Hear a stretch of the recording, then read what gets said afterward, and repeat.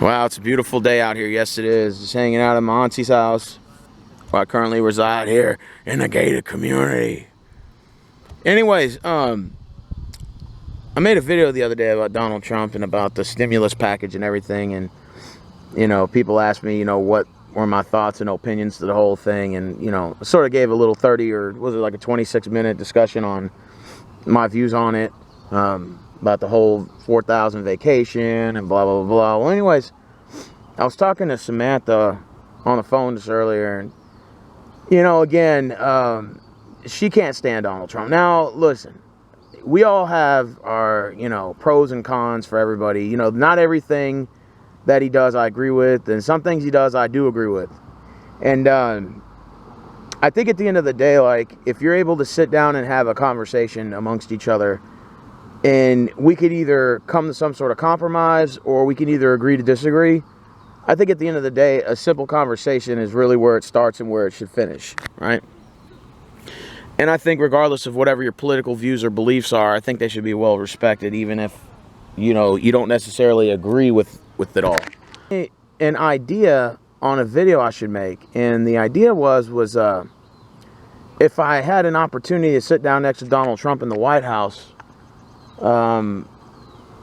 what are some things that you would discuss with him? Is there any matters or issues or concerns that you have that you would like to see him take care of? Well, I sat and I thought to myself, if I really had the opportunity to meet the president, first of all, whether you agree or disagree with Donald Trump is really irrelevant at this point. You have your views, he has his, but that doesn't mean that you guys can't come together and have a conversation. And I think that, again, that's what's missing, is that people are not talking anymore. First question I would ask Mr. Trump is, what are you going to do in your next election that you haven't fulfilled in your first election? So you got your first election. There were some. I'm pretty sure there were some things on your list that you couldn't do, and I would ask the president, what would you do in your next election? I mean, assuming if you were to win, what would you do that you weren't able to do in the first time? Now, obviously, the answer I'm probably going to get is he's probably going to bring up the wall, because that's obviously the conversation. If the wall is mentioned, I would just tell him respectfully, do you think the wall is going to be a simple solution, like a simple quick fix? Yeah, you might reduce the numbers of immigration, but what are you going to do to stop these companies that are hiring them? Because, see, the issue is, in my opinion, people are coming to this country for what? To have a better life. But they're not just coming over for no reason. There's companies out there that are granting them loopholes and basically telling them, hey, if you come here, we'll hire you. So my question is what would Trump do to go after these big companies that hire illegals? Because remember, that's one of the issues that everybody's been talking about. Now, I understand that illegals work hard. Most immigrants I've ever met, they work hard. They put in a lot of hard work. And I'm not questioning any of that. But I would just wonder, what is he going to do to curb on it? Because essentially what does end up happening is a lot of Americans Americans end up becoming the middleman. And when you hire illegals, that means you don't have to pay them insurance. You pay them low wages, and then you cut the American guy out, or the American woman, because you don't have to pay them insurance. I mean, you have to pay them insurance, and they're probably going to higher pay. I'm just, being honest, you tend to see that a lot. And I'm wondering, what is Mr. Trump going to do to go after these companies who are hiring them? Is once we got into that discussion, I would tell him, are you willing to sacrifice a little bit of the economy to be able to pull this off? Because remember, the immigrants, for the most part, they take in the jobs that most Americans really don't want. The hard labor jobs, mowing lawns, working in taco trucks and, standing behind the Home Depot doing day labor jobs, shoveling. I mean, they're basically doing hard manual labor work, warehousing jobs, you name it. They're basically taking most of the jobs. Let's just say most of the jobs they're taking are the ones the Americans don't want. So my question would be, are you willing to sacrifice a possible economic fall? And do you think Americans will be able to replace these jobs and be able to perform the work at the same rate they're performing it? And those questions I would ask him directly and then see where he goes from there. Now, I know you're going to say, well, wait a minute, hold on. I thought you said that you didn't have a problem with them. You didn't have a problem with immigrants. No, I don't have a problem with them at all. I'm just asking him these questions because I just want to know where his head is in on this, where he feels what is going to get done, what's not going to get done, and is there going to be like a solution to this? Because remember, the problem with, they're talking about illegal immigration, how these people are here, and the documentation. Okay, well, are you willing to fix it? And if you do, are you willing to make sacrifices for it? Are you willing to sacrifice a possible downfall of the economy? Because most of these jobs, like when you're talking about building the roadways here, building these houses here, building new subdivisions, building skyscrapers, tearing down land and building something there, cutting down trees. I mean, dude, most of those jobs are where most of the illegal immigrants are at. I'm telling you, man, I work in especially in the construction business. Let's not even go there. The only time you see Americans there is when they're either the labor foreman or the manager. You rarely ever see them in the trenches actually digging the holes. And I'm just being honest. Most Americans live by the pen is mightier than the sword. So they want to do everything on paper. They want to be able to write the contracts out and then sub the contract out to these guys and have them do the labor. As much as I don't want to say this, man, we do need some of these immigrants here. I'm not saying not all of them, but we do need some of them here. Now, I don't agree with open borders, like, like Ocasio-Cortez and, Nancy Pelosi and them all say, oh, well, this world is open border. Anybody should be able to walk freely. Like, no, I don't believe that at all. I don't think we should just allow everybody here. Because then the bad guys come here too. Like I said, the ones that are in the sex trafficking, the ones that are involved in the drug trade and all that, they come here too. And then the gang members.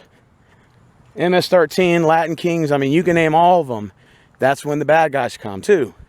So that's why I said if I had a chance to meet Mr. Trump, I would ask him respectfully, what will we do to tackle this? What will we do to solve these issues? Another thing that I also would talk to Mr. Trump about is what is mainly a concern about an issue that a lot of people are having on social media, regardless of whether it's YouTube, Twitter, Facebook, and that's the whole censorship.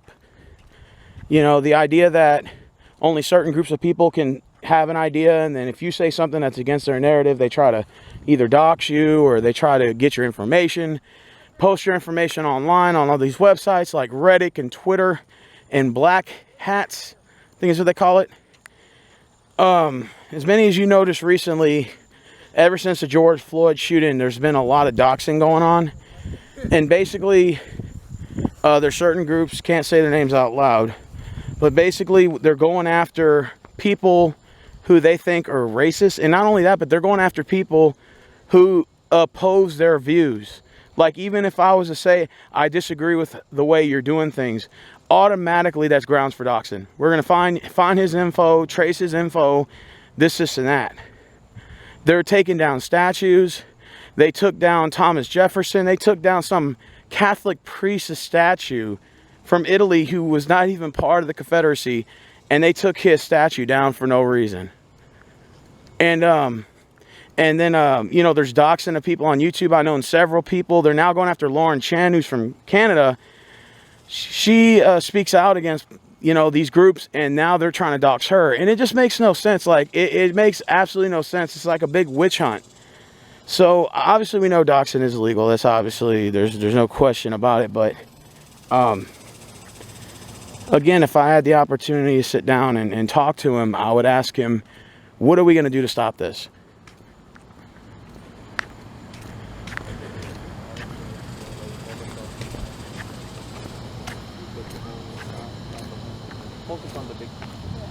Because on Facebook, Twitter, YouTube, and all these, Google, they sort of control a certain narrative.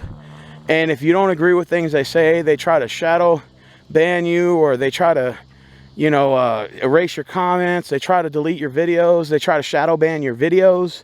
They don't put them on trending, or they'll just get somebody to just flag it down for no reason. So I'd ask Mr. Trump respectfully, what are we going to do to fix this? Because this is ridiculous. Now, enemies in the past on YouTube. And some of them don't like me very well. In fact, a lot of them made videos about me. And I'm talking about, this goes back all the way since 2014. All right? And I would watch their videos. You know, they would make a video about me and say this or that about me. Sometimes it would be a respectful response. Sometimes it would be very negative. And I'll sit there and watch, and no matter how bad it got, no matter how bad the video got, and some of them were really, really disgusting, I never flagged any of their videos. I never went and called the authorities or called the police. I never filed a police report. I never did any of that. I just, you know, I think that everybody should have a platform to say what they want to say. And I think it's ridiculous that there's YouTubers out there getting doxxed right now because they don't believe in the same beliefs other people don't believe in. I just think it's pointless. Like, what's the point of putting somebody's info out there? Oh, we're going to get somebody to go to their house and beat the crap out of them. Really? Just because they disagreed with you? So that you're going to send people to their house to beat the shit out of them? I mean, what sense does that make? It absolutely makes no sense, dude. You know, what happened to just agreeing to disagree, or just, you know, or just, I mean, shit, hell, you don't even have to sub to my channel if you don't believe in anything I have to say. But, like, now the world we live in, if you disagree with somebody, it's not like, let's just shake hands and go about our business. Now it's more like, oh, you don't believe in what I believe in, I'm going to beat the crap out of you. Or I'm going to make you believe what I believe. Like, they try to strong arm you. And I noticed that. And it's like, even when it comes to, like, you know, like, if somebody's alleged racist or something, like, what they'll do is they'll say, dox him, get his info or whatever, beat the crap out of this guy. Or if not, they'll just say, they'll say something like, shut him down, shut his channel down. Don't give him a voice, don't give him a platform. And meanwhile, they can say all the hatred in their videos they want. They can say any racist stuff they want to say. Or they can say anything about me in a derogatory way, and I have to sit there and take it. And that's it. That's my only option. That's my only option, is just to sit there and take it. And it just becomes a point of a time where it gets to the point to where it's just, is this battle even worth fighting anymore? Is this even worth going on YouTube anymore? And I actually literally haven't made as many videos as I used to. I literally thought about just leaving, deleting my channel, and just never coming back. And just saying, okay, guys, you win. You have it. You have the platform. It's yours. You can have it. Just go about your business and make all the videos about me you want. Fine, go ahead. But then I thought about it. I said, you know what? Why should I have to leave YouTube because of them? And that's why, like, I'm hoping that Mr. Trump can really try to get a hold of this social media, this whole doxing slash witch hunt slash I'm going to try to get you fired from your job. All this just dumb shit that they're doing. And I hope Mr. Trump can figure out a way to put an end to that.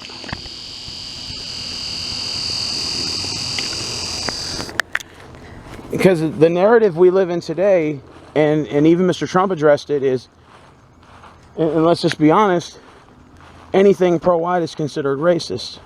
And anything anti-white is considered, oh, that's just normal. And I just think it's bullshit. You know? And it's frustrating having to hear this every day on every social media platform that I go on. It's frustrating, man.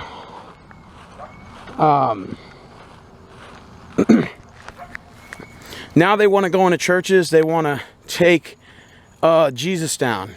Well, just take him down as long as he's white, and take him down. But if he's not white, don't take him down. It's just the biggest crock of shit I've ever heard in my life, my dude. Biggest crock of shit. And It's not only like A-Bomb said this on his video best. He said, it's not the fact that you can't even say anything, but they're trying to change your whole thought process. And that's what this whole brainwashing's doing on social media. That's why you see a lot of these, what's called slave guilt going on.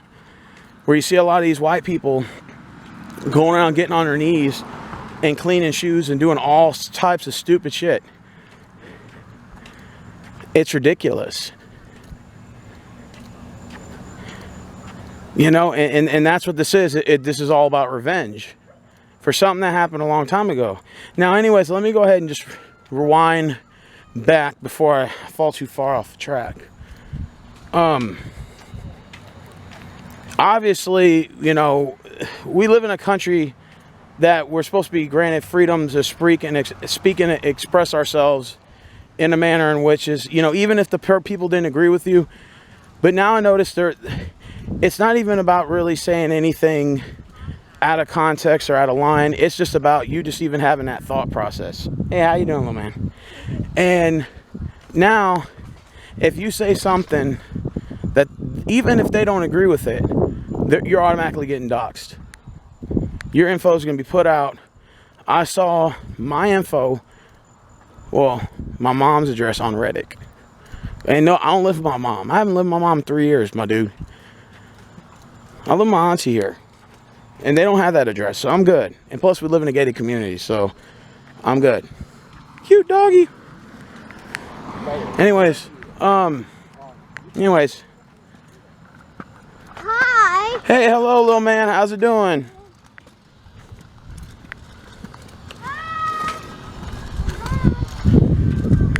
Anyways, yeah, that's the new society that we live in right now. And if I had an opportunity to sit down with Mr. Trump, I would talk to him about the social media and what we're gonna do to fix the problem. And how do we fix it?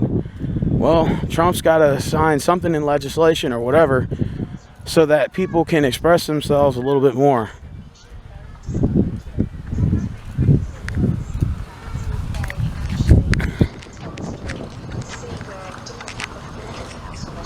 Oh, that's a cute doggy you have. That's a cute doggy. He's just a little boy. He's just a little boy. He's just a little boy. He's just a baby. I'm just a baby. She didn't feed me, man. I didn't eat, man. I haven't eaten in 2 days, man. Cute dog. But anyways, yeah. If I had an opportunity to meet with Mr. Trump, I would definitely have a sit-down talk with him and ask him, what are we going to do to solve this social media stuff? Because now they go after your job, try to get you fired. That doesn't work. They want to dox your info. And they want literally people to come to your house and beat the crap out of you. Just because your opinion does not meet theirs. It's like people have become irrational when angry. And a lot of this is civil engineering. What you see on the news outlets, what you see on the news media outlets, they're doing a really good job of stirring this pot of black versus white.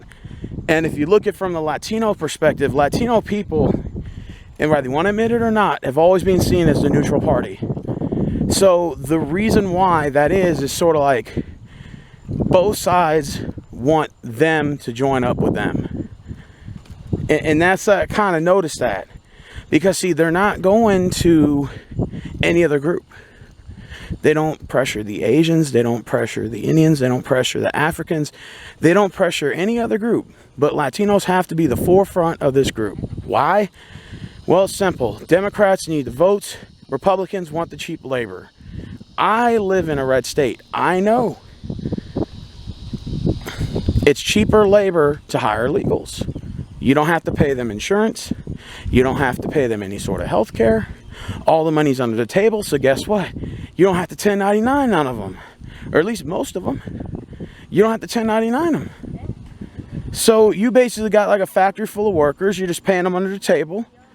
And you get to save money. And it all works out for everybody. Even the people who own these construction companies. Who own these big businesses. You know? A lot of these guys are, you know, diehard conservatives, but they sure as hell don't go by the meaning of enforcing immigration very well. Just got to be honest, dude. You know, it's probably one of the worst polluted cities in the United States. And a lot of that comes from emissions. You know, and obviously, if we can cut down on that or find some sort of like, maybe we can develop a hybrid car to where we don't have to depend on any gasoline. Maybe the technology will be there in the next 10 years or so, but we definitely need to start finding ways to save the planet. And I'm not like one of these guys that tree huggers, but if you look at even in my area where I live in, they're cutting down all the trees and they're building new subdivisions. So whatever wildlife that was there is gone. Deer, pigs, boars, hogs, any sort of exotic animals, they have nowhere to go because their whole habitat has been destroyed.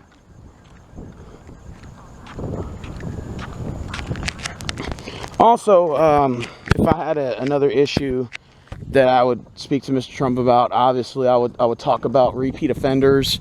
How is it that a guy that's got 8, 7 multiple felonies, a guy who's got 7 DWIs is out walking the streets? I don't get that. Like, I don't understand that. Somebody explain how you can get 7 DWIs and not do any time. Oh, he must have had a good lawyer, he had some money. I know, but how is he still evading possible sentence? Because these judges are gutless cowards and they won't give this guy any time.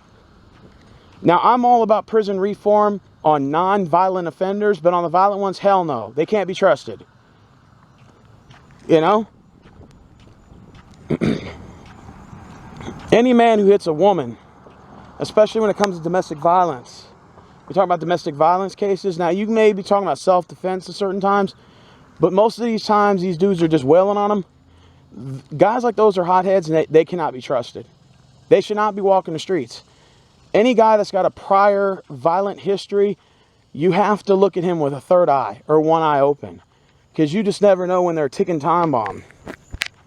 And especially when it comes to domestic violence, those are the worst cases. A man that's willing to hit a woman, he's willing to cross any boundaries that it'll take.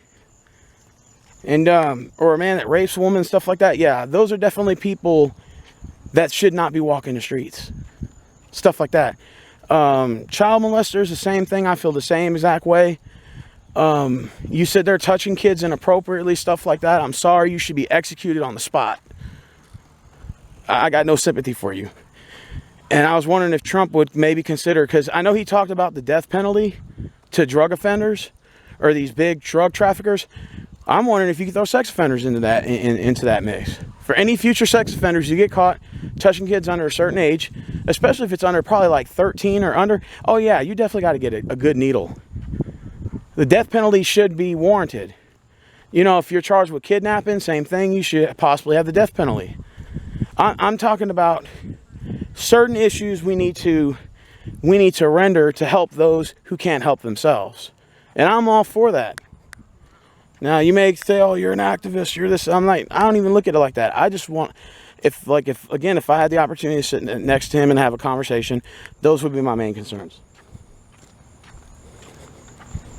Hello, ladies, how you doing? Hey, how you? Now, I would also ask him about what can we do to bring jobs back to the United States. A lot of these companies are going overseas, and they're doing this so that they don't have to pay high tax here.